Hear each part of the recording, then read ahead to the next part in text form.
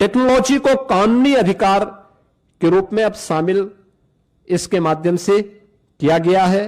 Biometric उपस्थिति, geo tagging, satellite imaginary, real time mobile app monitoring और EI से निगरानी और सीधे डिजिटल भुगतान।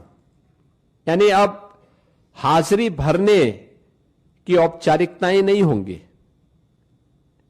अब जो भी होगा बायोमेट्रिक उपस्थिति के माध्यम से होगी, जियो टैगिंग के माध्यम से होगी, सैटेलाइट इमेजनरी के माध्यम से स्थायी परिसंपत्ति का निर्माण हुआ है कि नहीं हुआ है, real time mobile app monitoring भी होगी, EI टूल का भी इस्तेमाल वहां पे हो सकता है, और सीधे डिजिटल भुगतान DBT के माध्यम से हम श्रमिक के खाते में सीधे पैसा भेजेंगे, ये इसके माध्यम से होगा। फर्जी नामों पर पैसा उठाने का खेल अब हमेशा के लिए बंद।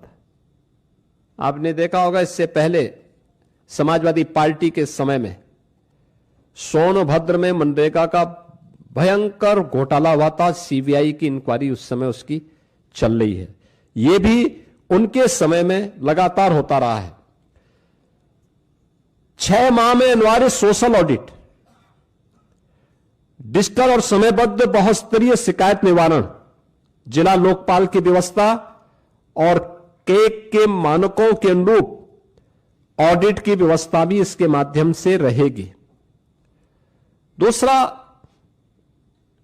वित्तीय अनुशासन के साथ साथ यह संघीय संतुलन को बनाए रखने में भी एक बेहतर योगदान नया अधिनियम हमें देने जा रहा है, जिसमें केंद्र राज्य की साझेदारी 60-40 की हो गई। स्पष्ट वार्षिक बजट, लेकिन काम मांग आधारित ही रहेगा। यानी काम जो मांगेगा, गांव में मांगेगा, उसके अनुरूप ही वहां पे उसको कार्य भी दिया जाएगा।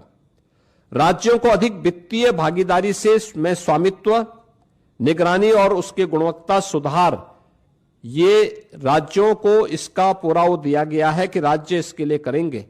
और मेरा मानना है कि कुल आवंटन में वृद्धि करके राज्यों को इस मनरेगा की तुलना में अगर इस नई स्कीम के माध्यम से आप देखेंगे तो विकसित भारत जी राम जी के माध्यम से 17,000 करोड़ रुपए अधिक धनराशि इसके माध्यम से प्राप्त हो सकती है।